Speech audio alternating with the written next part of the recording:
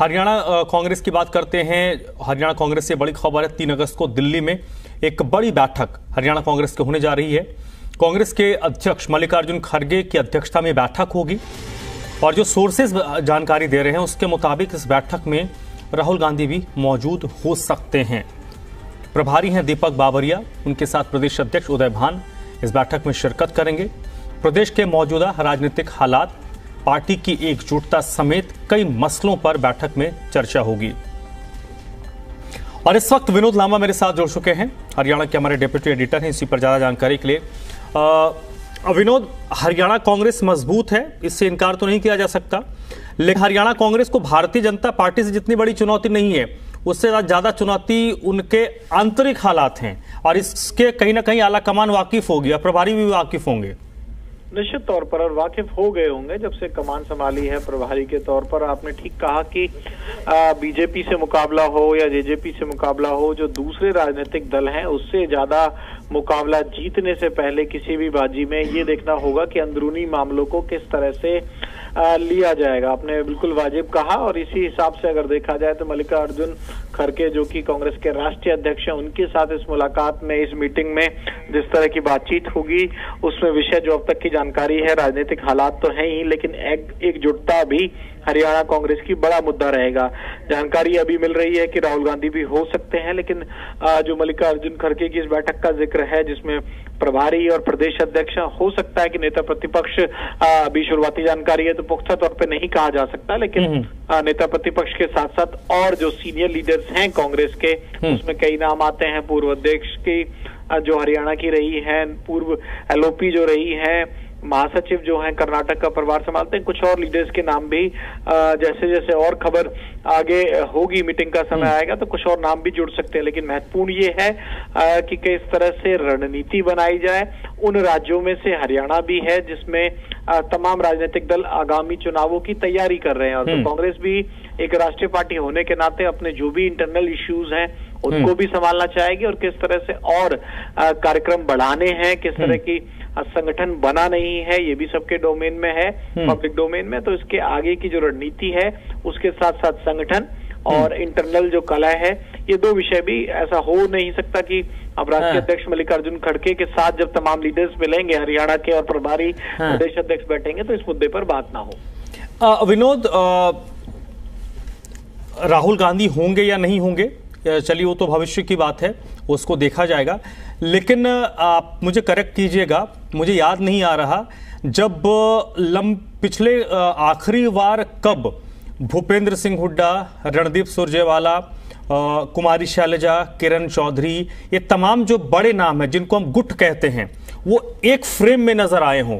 क्या राष्ट्रीय अध्यक्ष के साथ इस बैठक में ये फ्रेम हमें मिल सकता है, दिख सकता है?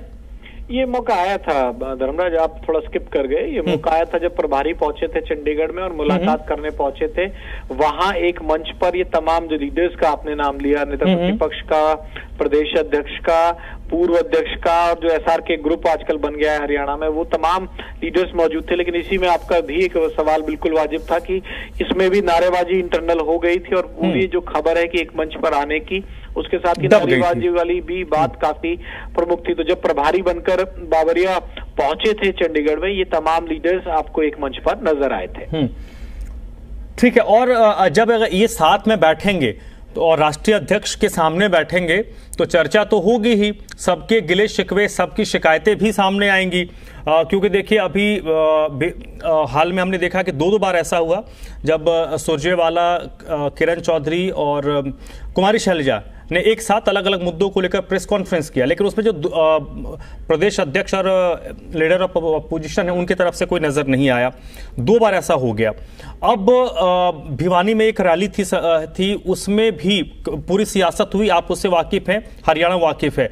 अब फिर एक सभा होने वाली है, उसको लेकर चर्चा हो रही है, उसमें ये कहा जा रहा है कि देखिए हम तो रैली करेंगे, इसमें बाहर से लोग नहीं आएंगे, भीड़ जुटाने के लिए हम बाहर से लोग लेकर नहीं आएंगे, हम भिवानी के लोगों के बीच करेंगे। तो वहां भी एक राजनीति हो रही है। तो इन तमाम पहलुओं धर्मराज, विपक्ष आपके समक्ष कार्यक्रम था जिसमें किरण चौधरी ने दूरी बनाई थी और किरण चौधरी अपने दम पर भी वहां अपना एक शक्ति प्रदर्शन, एक ताकत दिखाना चाहती हैं, तो वो भी एक बड़ी रैली वहां करने की तैयारियों में है। तो निश्चित तौर पर इस तरह के जो सवाल हैं लेकिन ये साथ साथ है कि ठीक है इंटरनल पॉलिटिक्स और ये तमाम चीजें हैं, लेकिन महत्वपूर्ण ये है कि हरियाणा कांग्रेस के आगामी जो देश के आगामी चुनाव हैं, एक आप विषय जो भूल रहे हैं कि इसमें एक साइलेंटली चर्चा इस पर भी हो सकती है कि इंडिया जो गठबंधन बना है उसके लिहाज से क्या हरियाणा के नेताओं का स्टैंड रहता है। एक तो होता है कि इंटरनल आपस में तमाम गुट हैं, लेकिन इसके साथ साथ ये भी महत्वपूर्ण हो जाएगा कि अगर आगे तक विचार कांग्रेस का इसी गठबंधन के नाते चुनाव लड़ने का, जो कि अभी नजर आ रहा है, लेकिन आधिकारिक रूप से तमाम चीजें बाद में होंगी, लेकिन उसमें भी कुछ राज्य ऐसे हैं जहां कांग्रेस खुद अपने दम पर भी चुनाव लड़ने में या मजबूती से विनोद इसको थोड़ा आप एक्सप्लेन कीजिए, क्योंकि आपने इसका जिक्र छेड़ा तो मैं चाहूंगा कि हमारे दर्शक भी इसको समझे। इंडिया गठबंधन की हम बात कर रहे हैं। इंडियन नेशनल लोकदल एक दल है, छोटा है लेकिन प्रदेश में कभी ताकतवर रहा है। आम आदमी पार्टी भी किस्मत आजमा रही है। कहा यह जा रहा है कि बीजेपी के सामने इंडिया का एक प्रतिनिधि होगा। तो क्या अभी तक उस मामले में हरियाणा के सिरे से चर्चा नहीं हुई है? तो राष्ट्रीय अध्यक्ष संभवतः नेताओं से टोह तो जरूर लेंगे कि भाई अगर ऐसी स्थिति बनती है तो हम कितनी सीटें दे सकते हैं। देखिए चर्चा तो होगी इसमें, लेकिन एक अपडेट और दर्शकों को और कहीं ना कहीं हरियाणा के दर्शकों को खास तौर से दे दें। इंडिया के जो गठबंधन की जो एक बैठक हुई थी, उस बैठक में इंडियन नेशनल लोकदल की विचारधारा के और दल तो मौजूद थे, लेकिन इंडियन नेशनल लोकदल को उसमें न्योता नहीं मिला था। कि शुरुआत करने वालों में ओम प्रकाश चौटाला थे, और अब से करीब करीब 8 महीने पहले मुझे याद आता है कि जब नीतीश कुमार के साथ उनकी मुलाकात हुई और वो जो सबसे सीनियर लीडर्स में मौजूद थे जो लोकदल की विचारधारा के हैं, जिन्होंने सबसे पहले महागठबंधन का जिक्र छेड़ा था, और उसके बाद कुछ लीडर्स के साथ मुलाकात भी हुई थी। लेकिन उसके बावजूद भी जो मेरी जानकारी है उसके मुताबिक इस महागठबंधन की जब रैली में तमाम घटक दलों को बुलाया गया, या जिस तरह से गठबंधन का प्रारूप बनाया गया महागठबंधन का, वहां इंडियन नेशनल लोकदल को नहीं बुलाया गया था।